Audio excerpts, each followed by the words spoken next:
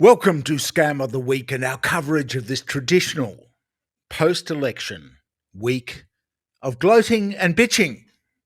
Albo's emphatic victory has had the Libs wringing their hands and clutching their pearls.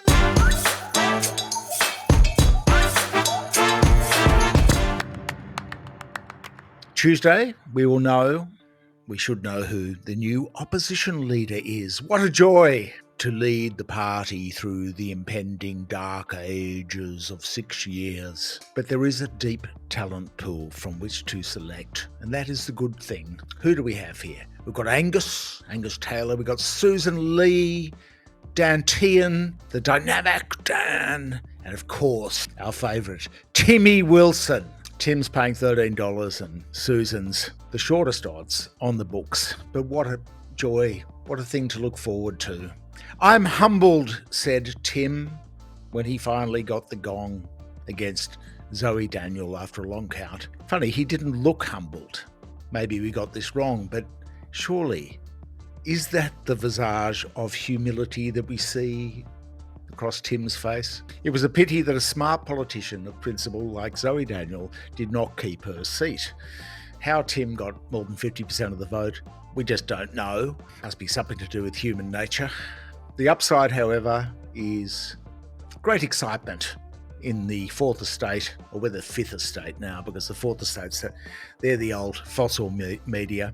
Hours of joy we anticipate in chronicling the exploits of Tim as he goes about representing the burghers of Collins Street, Martin Place and Tel Aviv, as Albo tried valiantly not to skite this week in the wake of his spectacular victory. It was pretty good. To be dignified.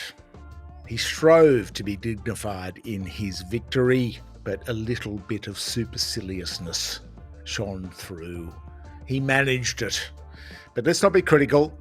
He's off to a big start in the policy department, Albo, which will please the progressive people in the Labor Party, because people in left-wing or progressive circles were a little anxious that Albo's big win and his enhanced mandate to do stuff, well, fear not, for straight off the tee. As the ballot papers were still warm, he sprung forth with a declaration. He was going to give $6 million to the Marrickville Golf Club. There we have it, the direction of things to come. No golfer will be left behind. And the Labor knives were out too. Going in the same direction, because the axing of Mark Dreyfus and Ed Husick from the left, from the ministry, two of the left ministers, they're gone. Peter Dutton exited gracefully, which was very good. I enjoyed his concession speech. He promised to show his softer side on the page 1 of the Sunday Telegraph in the lead up to polling day, and that he did in his concession speech, where he's very gracious to Ali France and owned it, the defeat, until days passed, day after day. We thought he was going to be a Julia Gillard in her dignity, apart from the Zionism, having left politics. But he couldn't help it, because Adam Bant lost his seat from the Greens. And like everybody else, only Max Chandler Mather came close in the public calumny, the schadenfreude at the loss of poor old Adam Bant's seat. After a long count, it came to Thursday, and suddenly all the nut jobs were back in the game. It gave great heart to the Liberal Party PR machine News Corp, the fact that Adam Bant... He will not be missed at all. Only tears of joy, Andrew. Tears of pure joy. Bottle it up and let's keep it on the shelf and remind ourselves of this happy, joyous moment for Australia. We're being cleansed of the Marxist greenie.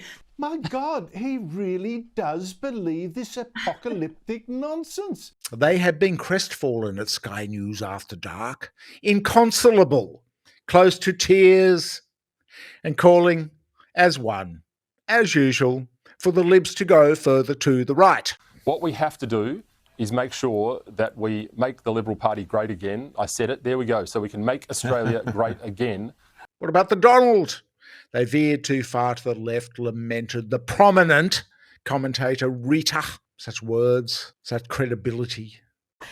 Tina, what is the danger of the higher-ups within the Liberals, the authorities within the Liberals, listening to this very poor advice and veering further left. And Dutton and we were all on that Trump train, which I'm still on, if we had stood firm by that. But that, as I said, the federal executive got spooked by we can't upset the immigration, we can't say anything bad about welcome to country. All this is ridiculous. They were spooked, absolutely spooked. Instead of going harder and standing firm on those bold policies that the people respect, they backed off them. And that's where people lost respect for Dutton and became very confused as to what his policies were. Maybe just having some credible policies would be a start for the coalition, because let's face it, when you boil it down, Australians went to the booths on the weekend last, and they voted for a steady hand. Pretty much that's it. That's the bottom line. The Libs have flip-flopped too much faffing about with culture wars and silly stuff. Albo had gone to the centre. It worked. Australians vote to the middle in politics. He's a consummate politician and now will go down in the annals of history as one. And his leadership team of Jim Chalmers and Penny, etc., they're just more credible than the alternative, than the rabble. That's about it, really, in bottom line terms. Doesn't matter how much the cephalogists pour over the entrails. Simples. Andrew Bolt on Sky News. He blamed Labor for the coalition loss. Of course, they had to have something to do with it. They were the other people in the ring. It's not as if the media took any notice of anybody else, people with policies and things. Gina Rinehart, good old Gina. Well, she blamed the ignorance of voters. Aussies are ignorant. That was the line from Gina. She wants them on $2 a day. She'll make more profits from iron ore. This wasn't the government I paid for. What are you doing? I paid for another government, a right-wing one. Anyways, Peter Dutton had been maintaining his softer side all week. But then that little monster peeped out on Thursday when he and the non-hate media, certainly not the hate media, the Guardian and the ABC. Forget about what you're being told by the ABC and the Guardian and the other hate media. Forget about that. Well, they were all immersed in the euphoria of Adam Bandt losing his seat. Australians were disgusted, declared Peter in a Twitter post. No spin by Adam Bandt can change the reality that he and other Greens members lost their seats because of their appalling treatment of the Jewish community. You might add here in brackets, well, not those people in the Jewish community who oppose daily slaughter and, war crimes. But he went on, Peter. We were proud to preference the Greens last, helping to ensure Adam Bandt's loss. But he was outdone by the usually more sensible Labor MP, Julian Hill, usually more measured Julian, who declared Bandt and Dutton both defeated is a moment of profound significance. The extremist populist left and the reactionary right shamefully weaponised the Gaza conflict and constantly sought to divide Australians and block progress. Defeat of both leaders, said Julian, is the ultimate political price. Extremist, populist left. Sounds very Sky News. Shamefully weaponising Gaza. I mean, come on. It's difficult to evaluate the import of things like Gaza and AUKUS in the results. They played a minor part. Surely less than the general public perception of who would manage the Australian economy better. Often comes down to hip pocket and trust. Albo had the trust. Peter didn't have it. But extremist? The Greens exposing weapon sales to Israel, decrying genocide of the Palestinians, and entire people being starved to death and murdered by American bombs in their refugee tents. What, that's extremist? Basic human decency is extremist? Compassion is extremist? Labor unapologetically politicises this as shameful. The Greens, the only party to adhere to international law, because the rest of them don't. 60% of the votes, more, almost 70, went to parties that don't recognise international law. they say they do, but you have to make efforts to stop genocide, not to finance it. The only party to question this bizarre AUKUS deal, this $368 billion payment for who knows what, when, ever, that's not doing your job. Is that not doing your job? Showing political courage? Holding power to account in the Senate?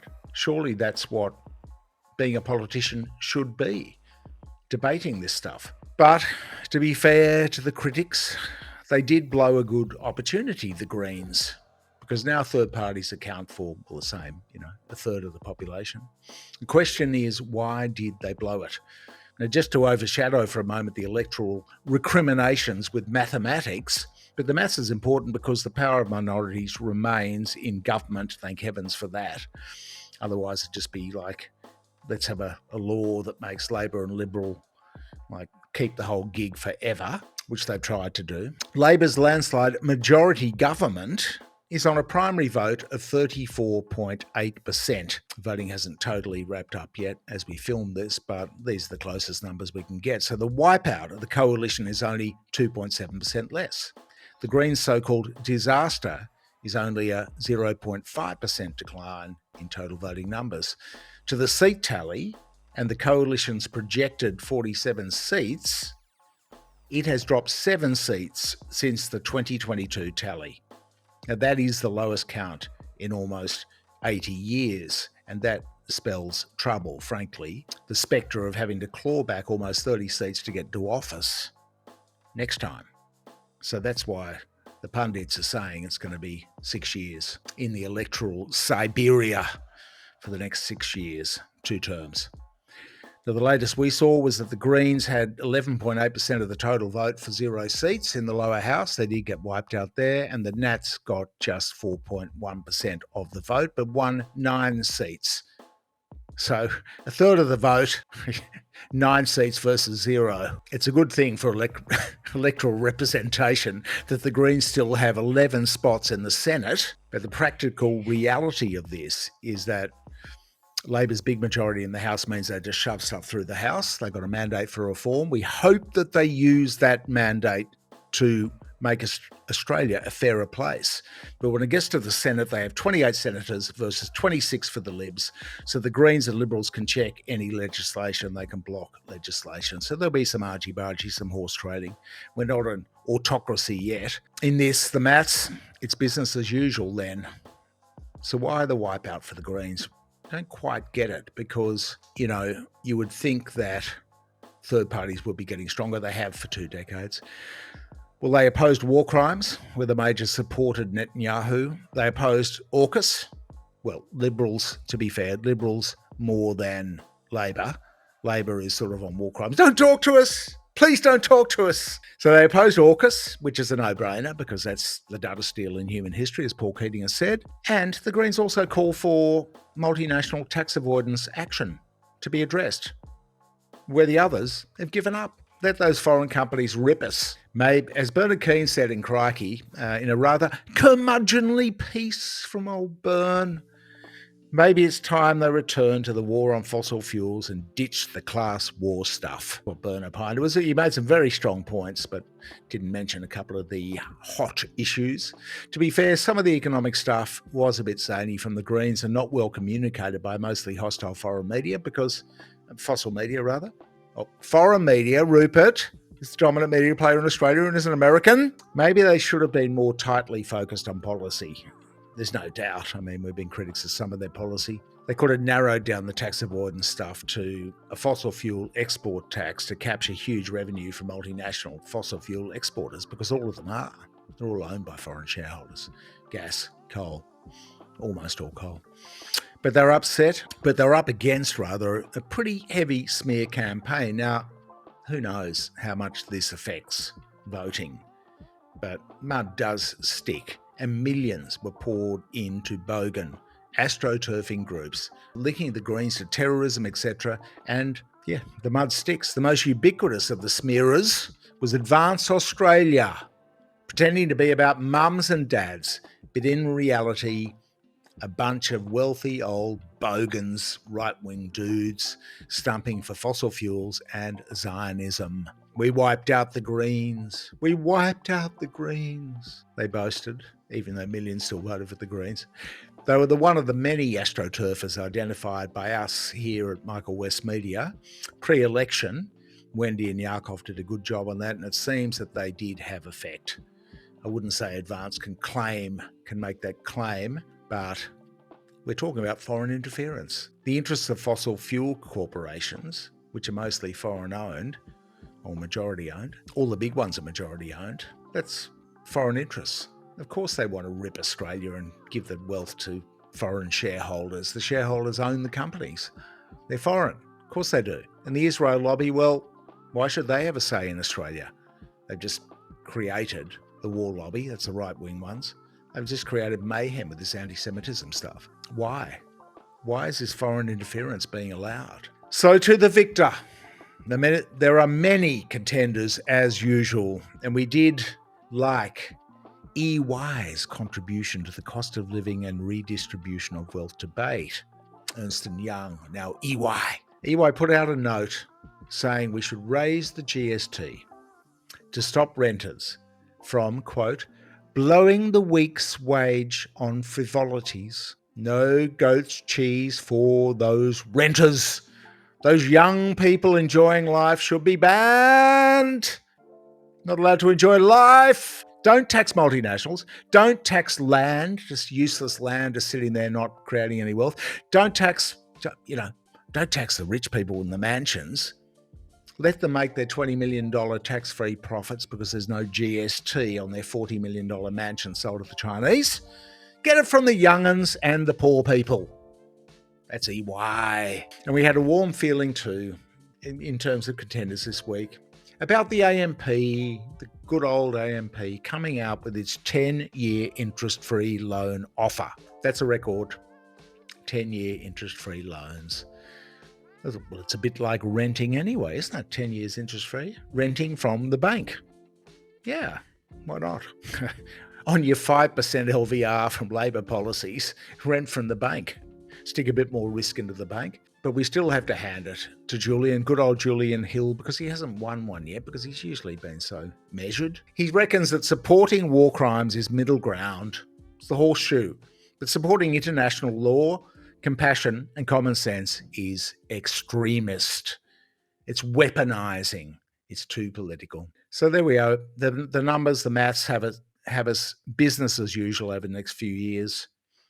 It will be very interesting to see what happens from there. Thank you for your support. Please like, share and comment in the section below.